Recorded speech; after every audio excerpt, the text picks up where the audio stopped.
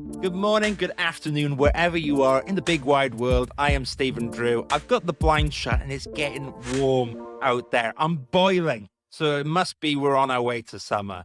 But until then, I am joined here with a fantastic guest today. And we're going to talk all about the big wide world of architecture. And more importantly, as well, and close to home for me, because I used to study in Manchester architecture, I want to know what's been happening up in the north of England at the moment. So I'm joined here by marketing extraordinaire and architect from before, Paul Iddon. Paul, how are you today, my friend? I'm good, thank you. I'm good, thank you. It's a bit cloudier up here, but then again, we are up north, and you wouldn't expect any of that in Manchester, but no, I'm well, thank you. Managed to avoid COVID and other things, but yeah, I'm good. How are you, Stephen? I'm all right. Well, I was a bit under the weather last week, but we're getting there. We're I'm getting glad there. you, So, and just I'm glad you're for better. Sorry. yeah, we'll get there. We'll survive. Can't keep us down. The show goes on. Now we know each other and initially met on Clubhouse last year. But for everyone else that hasn't met you before, Paul, do you want to tell me in your own words what you're up to and maybe a bit of your background? Okay, well, you're quite right, and yeah, we did meet on a clubhouse, which is always good, and I've been following your career with great interest. Um, well, no, I've had a bit of a weird career, to be honest. I'd love to say it was planned, but actually it wasn't. It was just I started off training in architecture in Manchester, like yourself, but a long time before you did, when it was Manchester Poly, and before it became Manchester School of Architecture, about when I was Right. actually in my postgrad. So I qualified in Manchester and I was picked up as a practice in Manchester, a very good practice called Stevenson Mills at the time.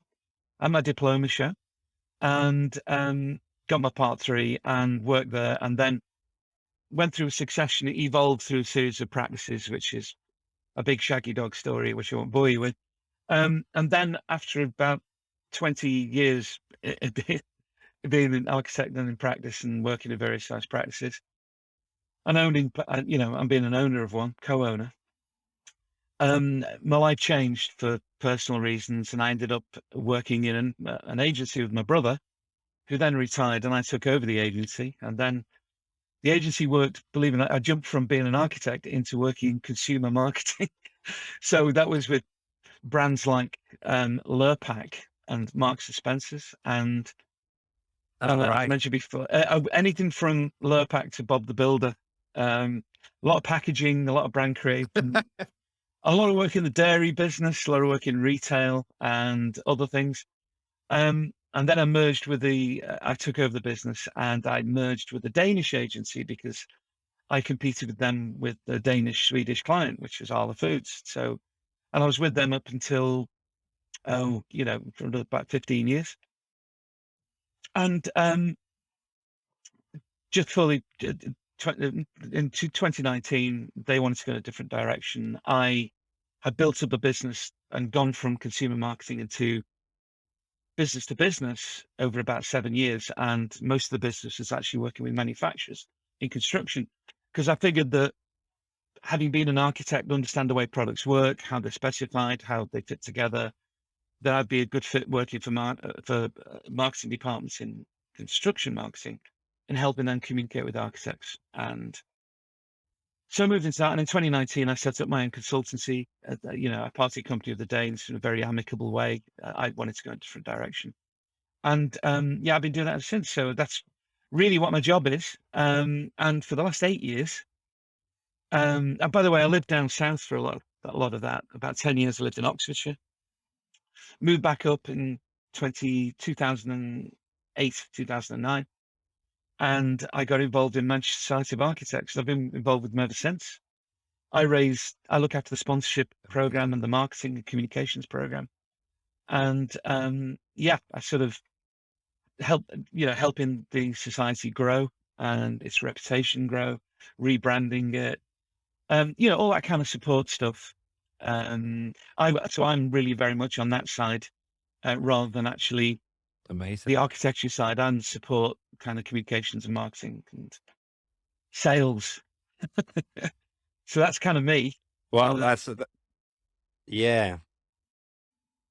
Well, that's the controversial word sometimes in architecture, isn't it, Paul? Sales. Sales. You know, it's like Oh, it can be, architects love that word. it Yeah. can be, it can, yeah, it could get, oh, it's sales, but it's kind of necessary. And the most successful people I know have to be good at presenting and marketing, which is in fact sales. But look, I'm going to give you a round of applause. We'll have to imagine we got a virtual audience here. And I always used to trip up, Paul, over because when I was in Manchester School of Architecture, they had the MSSA, which is the Manchester Student Society of Architecture, and of course you've got the MSA, which is awesome as well. And for anyone listening here who hasn't checked out the MSA, Manchester Society of Architects, you should check that out. And it is different than the Royal Institute of British Architects, the RIBA. While you work together, it's different, isn't it, Paul? Is that correct? Well, technically, we are an affiliated branch of the RIBA, which actually makes us, Right. I've been told this by Alan Jones, the last president, makes Manchester Society of Architects technically the largest RIBA branch in the world. It's a weird way. Oh, there you go. Because the way London is structured with different societies, it doesn't work quite the same way, and it's very centralized in London. And then the other big branches was in Hong Kong, and then we eclipsed them about 3 years ago, I think. No, but it's interesting you talk about sales. One of the and you being in working with with practices and with people looking, in terms of the jobs market, architecture social. One thing I always a little trick I like to talk to students of architecture about. I say, like, okay, you got a portfolio, you got a CV, a letter and a CV, and you've got a portfolio. One of them's marketing, the other one's sales. Which is which? And not many of them get it the right way around, to be honest. Really? Yeah, which reveals the difference in people's misunderstanding the difference between marketing and sales. Now, they overlap a lot nowadays, but they are fundamentally different. One's what you call inbound, the other's outbound. So I should do it with you, actually, if you prefer to do it. Which one's which? Yeah. Right. So I got to think carefully. So which one's which? Well, you send your CV out, right? So Yeah. that, to me, I think it's then marketing. Absolutely right. Right. Okay, I got a virtual round of me. So, but then you're saying that the portfolio, because it's inbound, suddenly I'm invited for an interview. I have that meeting, then it's effectively a sales meeting. I am saying to the employer, I am the right person to fulfill your needs. You should hire me, without saying that directly. Well, you could say that directly, but most people do not. And the other way to put it is, what do you think, Paul? Absolutely. One's an MQL, the other's an SQL.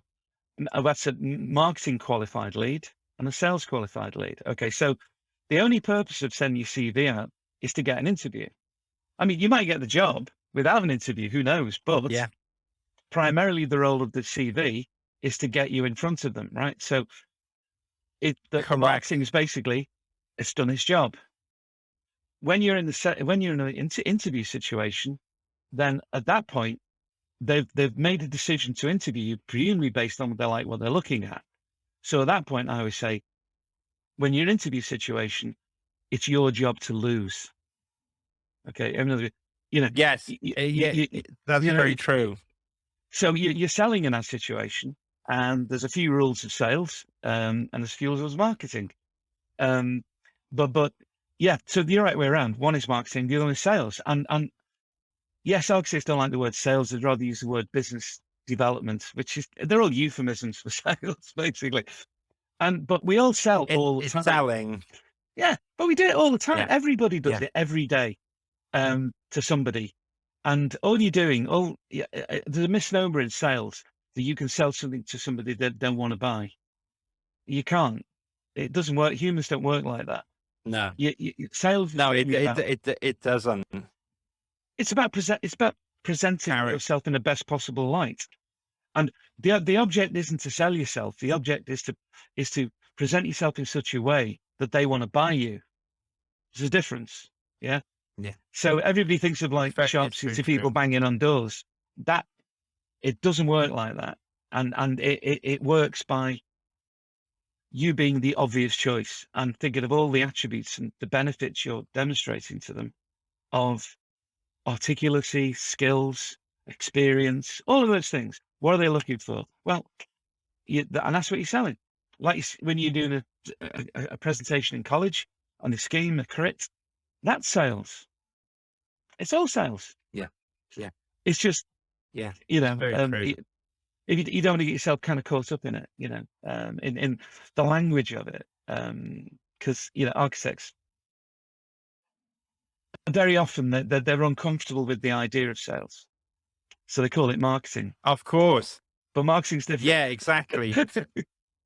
Marketing's very different. I'll tell you one quick anecdote before we move on, because currently I'm building up my business, and one of the things I needed is to use a service, an external job board, because I know the Architecture Social is a job board, and I'm building that. But I was talking with one of the sales representatives, and who was terrible, right? But I was really interested in the product. And what I noticed is that I was still engaging because I wanted the product in spite of the salesperson. And that kind of shows you, in my opinion, that people usually make their minds up beforehand. And I still went ahead in spite of it. Now, that's really interesting. At the same time, though, I think in terms of sales, it's not always that way. And just because you get a meeting, actually putting more information in front of the person could lose you the opportunity. So Oh, in yeah. terms of the interview, like a classic example years ago, and of course, me and you will speak anonymously, Paul, and this could have never happened or not, but I met someone that I was interviewing from my previous company, and we was talking about a previous employment that they had in an architecture practice, and it was to become a recruiter. And the person was like, "Yeah, I really enjoy," and I was quite sold on this person. I thought it'd be great, and he was like, "Yeah, I had a great time there. Apart from when I was in the staff party and I made these rude remarks, and then I got ejected, and I got very unhappy with that. So I went onto a lady's computer and wrote out all this stuff and sent it to everyone. And then the police came and arrested me, but I'm fine now." And I was like, "Okay, you totally lost the job. I can't hire you." But I would never have known that if the person didn't assert the information. That's an extreme example, but there's sometimes when things are going well, you don't insert things into the conversation, which can derail the deal. And to bring it back to the point I had before, is sometimes I think salespeople think I did a fantastic job because the person signed up. And in the example I gave at the start, no, I already wanted to invest in that job board to try it out. I bought it in spite of the person, not because of the salesperson's techniques. But unfortunately, that poor soul will go on to the next 10 companies, do the same thing, and go like, "Wow, why aren't they buying from me?" So you have to be careful. You don't insert things that you shouldn't. And I think all these extractions which we're talking about, I'm talking to you about it as someone who owns a business and making decisions. And that effectively is what a job hirer is. They're hiring people to solve problems in their companies. So rant over, Paul. But before we move on, is there anything you'd like to add to my ramblings? Well, two things. One is a book I could recommend. Oh, called please. Thinking Fast and Slow by Daniel Kahneman. Because what you've described there is what you call cognitive bias. Okay, and he covers this. He got a Nobel Prize for behavioral economics. His partner unfortunately died before, and he can't award Nobel Prizes posthumously. But and I have a slide in my presentation to a client that clients I use, and from that book, and it says, people make emotional decisions for rational reasons. Yes. Okay, Correct. so basically, Correct. you're right. a lot of time, what you can do if you're not careful, you can talk yourself out of a sale. Now, which leads me on to the second thing briefly. When I was a young architect, I was doing an office building and working with this very experienced client, and he was a self-made multimillionaire, and he made his fortune through furniture shops. And he was a sales guy. He was very, very good. And he lived in an Edgar Wood house. It was beautiful. And I went to see him because I was presenting to him the design I'd done for a reception desk, or a way, call it a reception desk a bit, with an understatement. The thing, and this is 25 years ago, the thing was going to cost 30,000 quid then, because it was made out of limestone, and I presented it, and he went, okay. He went, yeah. So I carried on talking, and he went, Paul, can I stop you? He says, you're a nice, he says, I like you, Paul. You're a nice guy. You're very honest. You're very sincere. He says, but shut up. He says, because if you carry on talking, you're going to talk me out of it. He says, when somebody says, great, go, thank you. That's great. Okay. So, next step. Yeah. Yeah. And Yeah. that's a good one for interviews, actually. So if somebody's going, well, we really like your portfolio. So you move the conversation on. You move the conversation. Okay. So, how do you think I could fit into this? I mean, I've got ideas about, I'm really keen to learn, blah, blah, blah. That's the kind of thing that's going to help, not how much. That's the sort of, Exactly. yeah. Anyway, That's a clever question you asked. Well, it's let's just before we move on that, I love that when you said, "Where can you see me in this company? How do you see me fitting in? What projects do you see me working on? What skills do I have which are useful? What will you develop?" What is clever about those questions? Actually, in the interview, you're visualizing it in the hiring manager where that you could potentially fit in, and hopefully, if the interview's gone well, then they're imagining things. They can go, "Oh, I think you'd be good in this project and you'd be good on Jamie's team," or what have you. And that's halfway to you getting in the door. So I think well, those are great questions. And I agree with you not to just say, what is the pension? What is the benefits? What times do you clock off? And it's good to have a work-life balance, but the people who should be interested in the company first and foremost, and then the benefits. Of course, everyone wants a good quality of life, but the company's missions, goals, and you helping them on that journey is going to be the deciding factor. Usually in you getting hired. there's another book there actually by, hang on a second, what's his name? It's about motivations and incentives. Payoff, by a guy called Mm, Dan Ariely. Now it's great because there's a payoff for everything. Now I've interviewed enough people as an agency owner.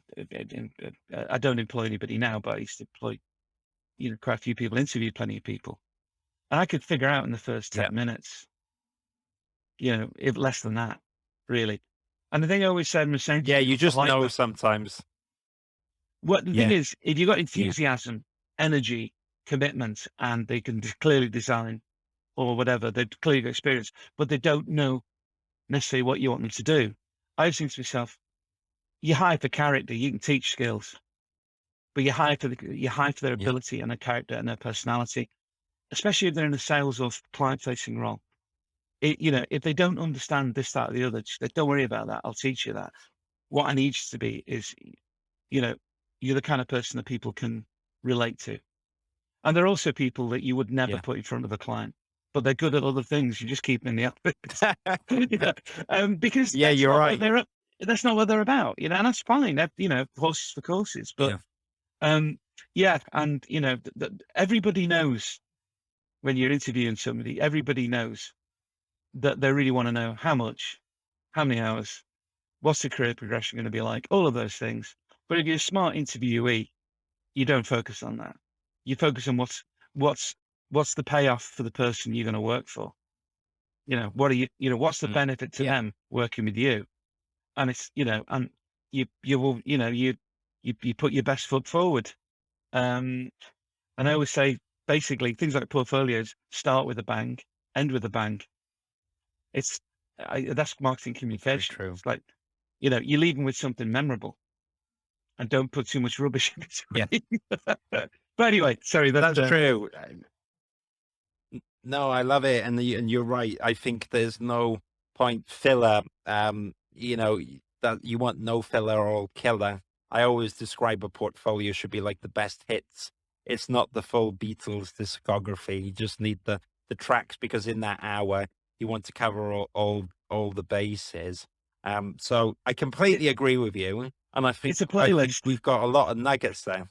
Yeah, exactly. And you want to, and you move with the conversation. And the last thing, because I could enjoy this conversation with you and hours at this point, because it's close to what I do, and I want to know about Manchester. But the last thing I would say, and before we move on, is that people have to be, and it's okay. It's like this interview. We have to be okay with the ebbs and flows and where the Mm. conversation goes, because where if you stick by this script which you've overly prepared, I think you tend to get caught out in life, and especially in an interview because the moment something doesn't compute with that script that you've wrote, it's almost like you or the operating system, the computer, you can crash and you go, and then that's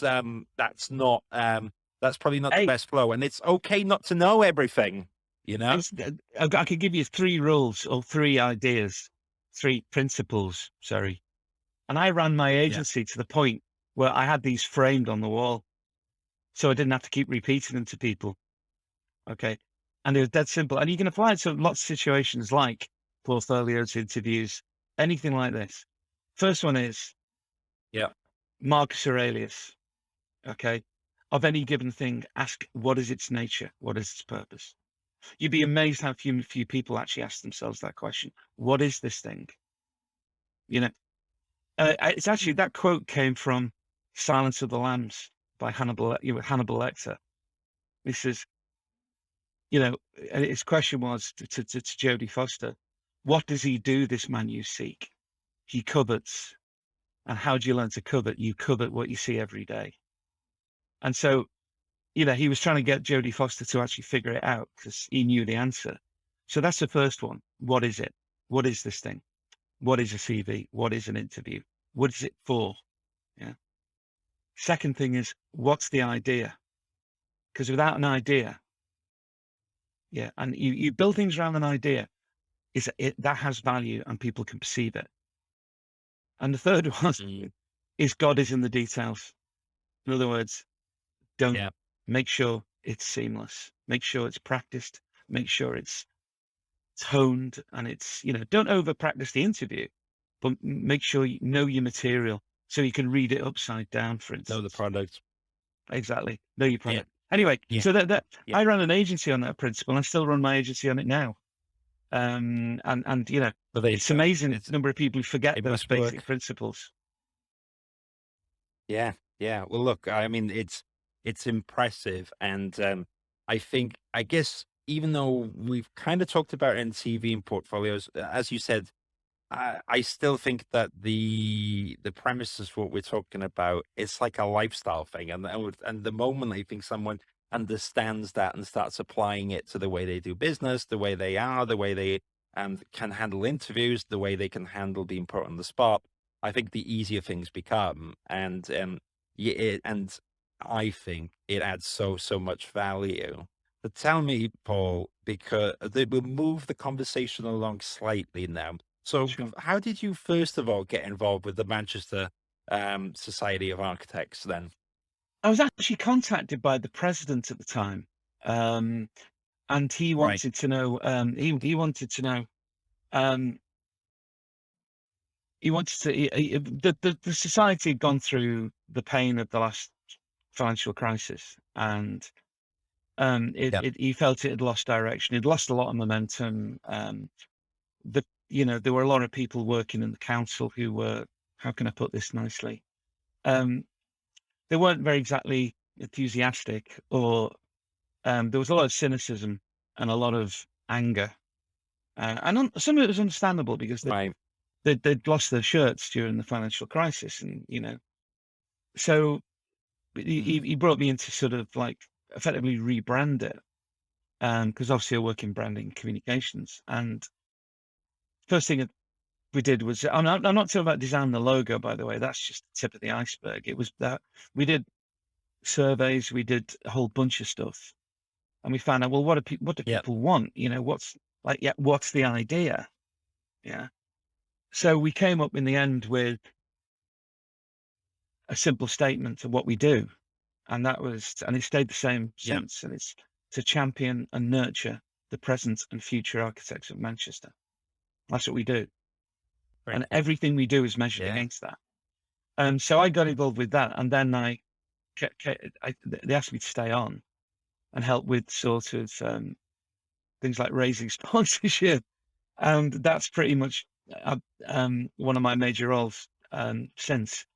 Is looking at the financials, but also revamping the communications, what we call things, you know, the way we present things, um, the kind of things we do. But my job is also to represent the sponsors and the partners so they get something out of it. And sticking a logo on something is just not enough. You know, there's got to be a marrying of the win-win, which call it a non-zero sum game, where everybody gets something out of the relationship, everybody. Because otherwise Yeah. Very it doesn't cool. work properly. So my ongoing role, if you like, is to make sure that happens. And we've got a great council now, but really enthusiastic people. It's grown like Topsy. Like I say, if you just measure it by one metric, when I joined the awards the year I joined, 200 people turned up. In 2019, just before the pandemic, we had 1,000. And last October, even Yeah. though we had a gap in that, we still had 520. Now, these are numbers that the RIBA look at in London and go, how'd you get those people there? And some of it's to the peculiarity of the geography of Manchester and its nature. So it's a very different kind of society compared to other cities.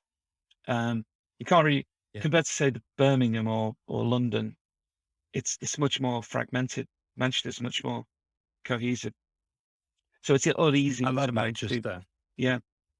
Yeah. Yeah. Well, I'll have to pop up for one, especially now you've got the Brewdog Hotel and all that jazz. You can have Oh yeah. beers and pop up and ha- We'll invite you to I'd love to pop back. It's you'll come to our awards. yeah, it'd be a We'll good. send you a ticket. We'll send you a ticket. Come on. All right, I'll be there. But look, well done with all this stuff and growing it. I'm going to give you another virtual clap on our virtual audience here. But so that's awesome, and I'm glad the numbers have grown.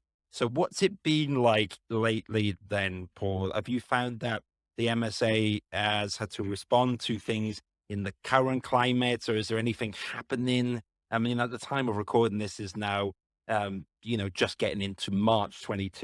2022, isn't it? So I'd love to know how you've seen things at the moment and what the MSA is up to.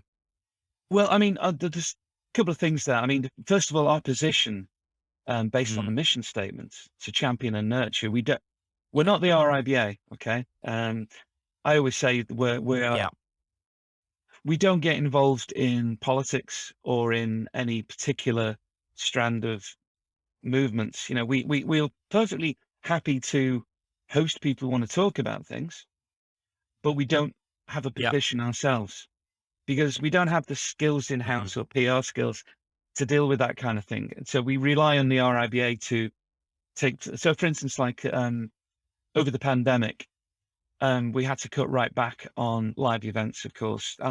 But we flipped to a more digital, and like most people did, using Zoom. And interestingly, one of the major successes has been the CPD program, which I run, which is carried on virtually fortnightly right the way through. And if anything, we get better numbers than we did beforehand when it was live, because it's a very convenient way to consume amazing. CPD without having to walk somewhere and etc. And the lecture series but everything else really quietened down. But of course, over that period, we had a number of other things crop up. And of course, the latest is the current, when everybody's finally thinking we're getting back to some kind of normality, then Vladimir Putin decides to send his troops across the border into Ukraine. Now, once again, Yeah, I'm very that's sympathetic true. about that. That Um, but we're supportive, and we're but for instance, we we wouldn't put a statement out there because we'd rather do something, you know. So we're looking at ways in which we can support. I don't know, is there any Ukrainian architects in the area? We're looking to them to see if they, we can support them, or to the Ukrainian Yeah, community good. in general. But we try and stick to our kind of we're not the Ministry of Fun exactly. It's more a mixture of learning, networking, and socializing and fun. So we have three strands to what we do, and we tend to stick to those because that's what we deliver. Anything from barbecues to CPD. So and that's really the positive contribution, I suppose, wherever you are in your career. Yeah, amazing. We try and do Yeah, that I anyway. if it, obviously, yeah, it's that's true. I wonder because it normally takes like a week or two to publish this, but obviously we're in the midst of the Ukraine war's pretty Mm, um it pretty caught me by surprise. I guess I live in my own little Western bubble. mm. Obviously awful.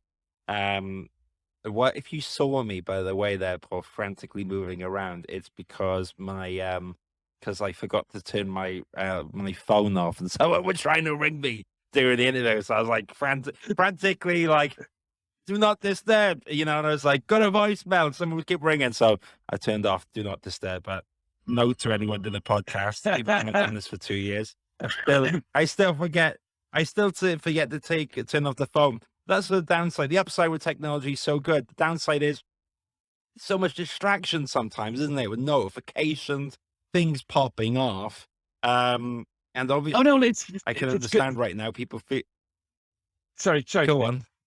No, I was just saying it makes you human. No, 'Cause, please. I like it when things don't go to plan because that shows it's live and it's human and it's not super slick and edited. Although you might edit this bit out, I don't know. Yeah. No, I keep it in, and there's two reasons for that. I kind of like, as you said, the human nature of it, but also I don't have the time to overly edit things right now. So unless it's something you specifically request, Paul, then it all goes in, including my phone going off and everything. So Warts and all, that's warts it. and But I all. think it's the best way. It's the best way. And so, all right. Well, look, you've got lots of stuff going on at the MSA, and you mentioned to me before we were doing this, in particular, there was something that the MSA is doing to deal with some of the ongoing issues that architects are facing. Is it in terms of insurance or something? Do you want to expand upon that, Paul? What you wanted to have a little chat about as well? Yeah, I mean, one of the things that I obviously I work with the architecture community and trained as an architect and all that sort of stuff, practiced and such. I you know I can understand what's going on in the world of architecture, even though I have to be honest, I don't practice as an architect, so I'm not in the thick of it. But you can see trends that come Yeah. out of what's going on. And one of the things which has happened, and everybody will be aware of it, especially if you're an RIBA member, um, is that they're introducing competency tests. And this is all basically coming out of the new acts like the Building Safety Bill, Future Building Standards, Future Home Yeah. Standards, the change of Parliament and change in all sorts, especially in the post Grenfell world. And the RIBA's way ahead says that the architect's going to get tested this year. And since I'm an RIBA member, I'm going to be tested, even though I don't practice. Um, but that's okay, Right. But one of the issues is because the RIBA have been having, going through a large organizational change, um, which I'm sure most of the people will be aware of, even if they're not RIBA members. A lot of Yeah. people are asking, well, what do we need to know? What am I going to get tested on? And what do I need to know? So one of the activities I'm doing is actually pulling together people to come in. We've got three now.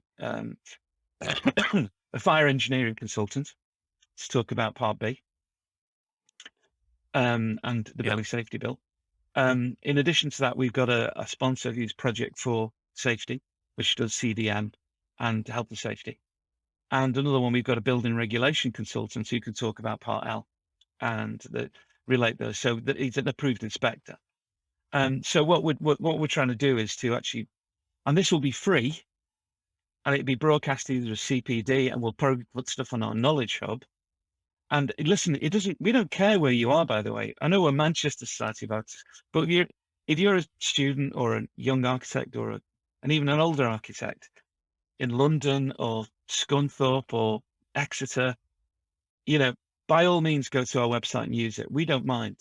Okay. We're here for architects and student architects.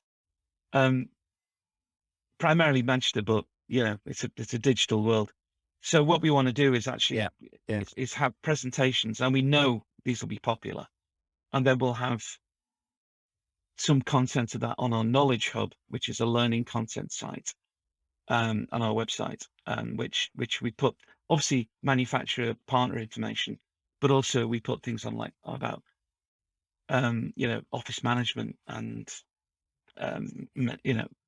mental well-being issues as well. We're trying to cover a broad range of things, but we think those are going to be a major concern because you rightly said PI insurance is a nightmare, and it's a very unresolved situation. So the only thing you can do in a situation where you're having problems with PI insurance is make sure that you are fully tooled up. And so, because of course, in any situation where if you end up being accused of professional negligence, then you have to remember the definition of that, and that is, reasonable skill and care. If you go to as far as you can to exercise reasonable skill and care, you're in the clear, because nobody says you have to be perfect, because the law recognizes you're not, but you have to know to look. And so that's why it's important for us that we give architects what they want, because at the moment it's very confusing. They don't really know what they're looking at. So we're just making a start. Yeah. And see how we go on. So yeah. And it's not a revenue drive for us, I would say, because No. a lot of these people provide content and we promote them. So there's no money changing hands, it's just knowledge. Yeah. So that's the kind of thing we want to do more of, as well as tempting bowling and dinners and barbecue. Oh, and five-a-side. And the fun bit we found out was that there's a Manchester Society of Architects Golf Society that's existed before I was born. And I didn't even know about it. So, we've got a golf society for those people who like golf. So all sorts of things, but my area of focus really is on the knowledge side. Because, I know it's worrying people. Yeah, it will. Well, hopefully, we'll have to see how the things continue to develop over the next few months. But it's quite nice that the Manchester Society of Architects will help people out on that, and also it's very interesting that there's a society within the society. It's like Inception, isn't it? But I think, Paul, now well, at this point, normally it's unfair that I'm the host and I get to ask all the questions. No. So I always like to ask people on the spot. If you'd like to ask me one or two questions in the last 10 minutes or so of this interview, do you have any things that you'd like to ask me, Paul? Yeah, I suppose I'd like to ask you, I mean, obviously, as you can tell by my, thinning and graying mane, I'm not in the flush of youth. And when I qualified in trained in the 80s, I know it's true. I suppose what I'd ask you is how do you perceive the nature of architecture? The people you're talking to, the graduates, the postgraduates. How do they see the architecture world now? I mean, do they see it as a fun place to be? Do they see it as a challenging place? Do they see it as a threatening place? A worrying place? I mean, what's their perception of the architecture There's a few world? mixed things, Paul. Yeah, I think it's a good question, and it's kind of a big question. I'll attempt to kind of decompartmentalize it a little bit. I think that first of all, I have to be a little bit sympathetic to the current situation of students going in, because there are barriers, even economic barriers, Mm. which I never had. I mean, when I was studying, they just put the price of university up from £1,000 a year to 3,000. I remember saying, Paul, that's outrageous. You know, it's like absolutely outrageous. And I remember feeling really shortchanged, but actually I feel quite privileged right now, because it's like £9,000 a year to go to university, and architecture is not a quick career. And I did a tally, and I'll double check it, but it worked out in my head that to do your part two and do your part three, if you take into account living costs and accommodation, it's like 90 grand, Paul, to get to get qualified. And okay, you're going to be working for a year or two. But where I go in with this is that I think that naturally that is going to have an impact on how people enter the architecture profession. And I think that's why now there's much higher scrutiny online about employment conditions, because as we know, having been in architecture, it can sometimes, you have deadlines. It's not necessarily a 9 to 5 job. And No. yes, people go into it because they're passionate about architecture. And unfortunately, it's one of these things. Although what I would say on the other side is that when people, students, have inherited such an amount of debt, you have to kind of understand why it's almost like one reason after another, then that romantic notion of becoming an architect, the real world kind of brings you down. And I think that's where I'm seeing now perhaps some people further on in their career, like not understanding this kind of frustration with part ones and part twos, because Paul, there's been frustration in the Architects Journal and a few others of part twos feeling disgruntled, mistreated, and there are a lot of good employers, and unfortunately, there are one or two cases of maybe things are a bit difficult, and rightly or wrongly. I guess what I'm trying to say is that from my perspective, because of this shift in the education system, because of the costs and everything, I think that's where things are at. And I do think that there is kind of a fatigue.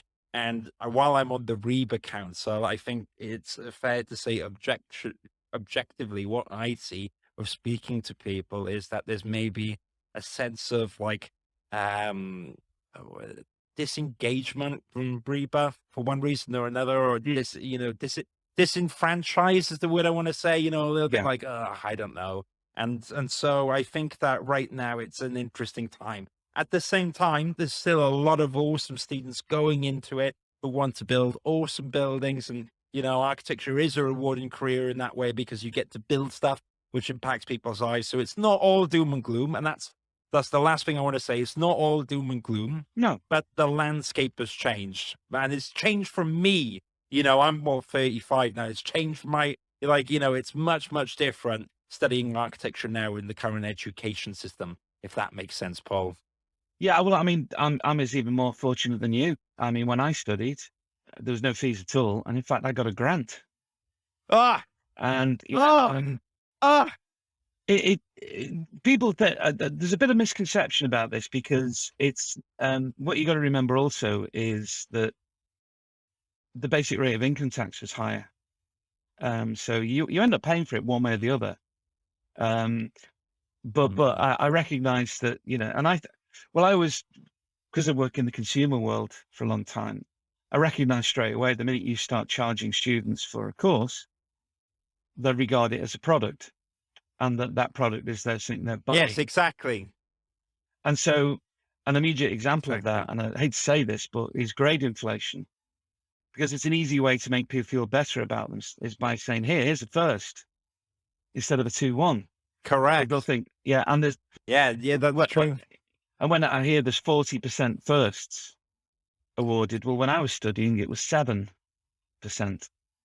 So, Yeah, it was hard there to get a first when I was studying as well, Paul.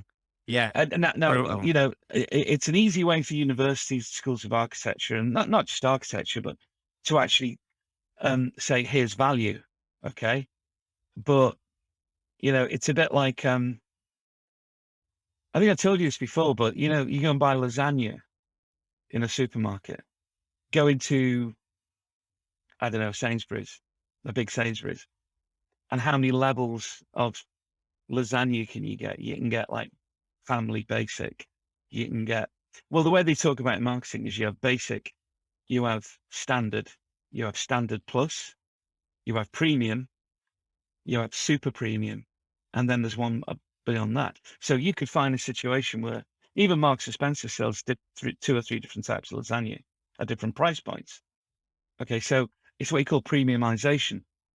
So you go and buy a Charlie Bigham's lasagna, it'll cost you £9. Or you buy, and even something we could charge you £3. And it's about the ingredients, okay? So you are paying for ingredients. And it's the same with this. Yeah. If you want to start saying, the whole point about premiumization is that premium is rare. It's not common. Okay. So if everything's premium, nothing's premium. And what will happen is you'll end up developing premium plus because everybody recognizes that, well, hang on, there'll be a first, there'll be a starred first, because it's basically a product. Yeah, the first of the first of the first, right? I mean, Yeah. So that's a bit of a shame. And I think what happens is, as I always say this to students as well, is that it doesn't matter what the university tells you you've got. It's what your future employer believes you can do. Yeah. Yeah. If you want to argue to a different level, a qualification in architecture is its only purpose is, I mean, I know it isn't, it's a thing in itself, but primarily people regard it as a mechanic to get them an income and a future. So it's a means to an end. Yeah. It's not an end in itself. I mean, you don't do a PhD, it might be an end in itself, but an MA or a graduate diploma in architecture is a means to getting you a job in practice. And so, and what comes out of that really is what you know, and So I did things differently. I mean, I went and worked on a building site. I took 2 years off in the middle of my course and worked in practice and did 22 months just to learn how to detail and things like that. So that I was thinking about at the end of it all, what are they going to be looking at? And I thought construction technology, the ability to draw, the ability to understand how things are put together.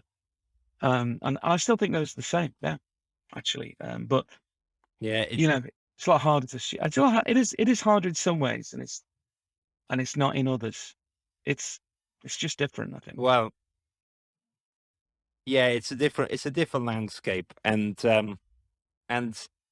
I guess it just opens up the conversation. But I do think that's where there's a lot of frustration. But then also, I think that where I'm sympathetic as well is the mechanics of the business of architecture. There is a point where there's only so much you can pay a part one and part two if your business is performing in this way. Okay, there's a big conversation where we will just touch the surface now of like how you run the practice, how profitable you can get. But I think in general, put it this way, what I would say is that, I mean, I don't regret doing architecture. I learned a lot from it, and a lot of the lessons I learned, I applied to business now. I'm still involved in architecture, but I did choose to leave it at the point because I didn't want to do my part three. And I get it's scary to do that, but like as you're doing now, you're involved in architecture, or you're involved in the Manchester Society of Architects. It's really important. You add something to the industry, but it's also okay not to do the chosen beaten path if you want, isn't it? And that's where I want to echo what I felt it was awesome. What you said is like, you chose to do those construction details. You chose to do your path, and I commend that. But and I chose to do my part one and part two, and I don't regret it for a second, even though I don't do any of that anymore because I learned so much from it. But at the same time, I guess what will be interesting is that I can understand with architecture, it's harder to fall into it. People make a conscious decision. I think like if you thought you want to study architecture, there's a reason for it, and I don't believe that it's a money driven pure thing. It's because you want to create something, and then that's where it gets a bit strange, and that's where the issue is quite hard to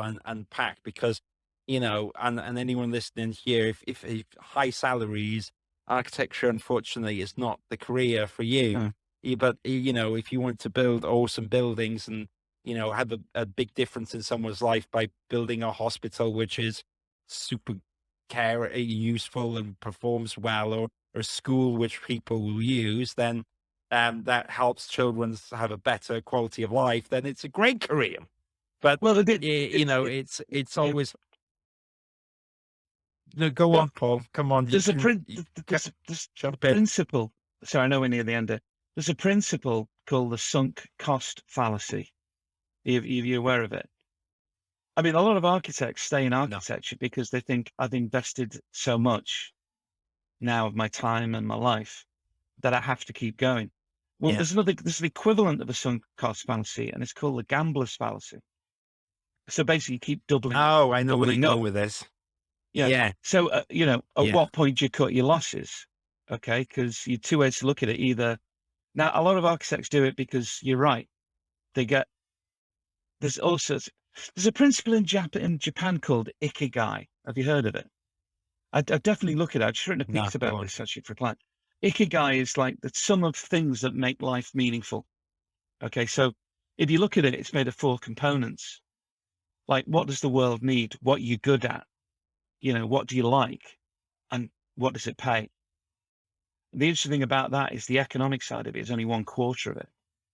The rest of it is about other things. So you might not get the best salary, but you might have a much more fulfilling life than somebody who sits behind a computer Correct. codes all day. Now, I mean, ask yourself that. How fulfilling is a life sitting there coding, or something else? So there's Ikigai. I recommend people look it up because it'd make like your students feel better if they read the principles of Ikigai. In fact, I'll post something on LinkedIn about it. One of people want to look at it. It's Wait, it's a good principle, we you know. we'll have to include it. Yeah. I just I think you've hit the nail on the head, and that's the thing. And I would encourage anyone that's feeling a bit disillusioned right now to remember why you're doing it and what you want to get out of it, what buildings you want to make. Because it is awesome in that way. I know there's a lot of pressure on, but what other career do you get to build these buildings? And I know you do marketing now, Paul. You're passionate about it. You're good at it.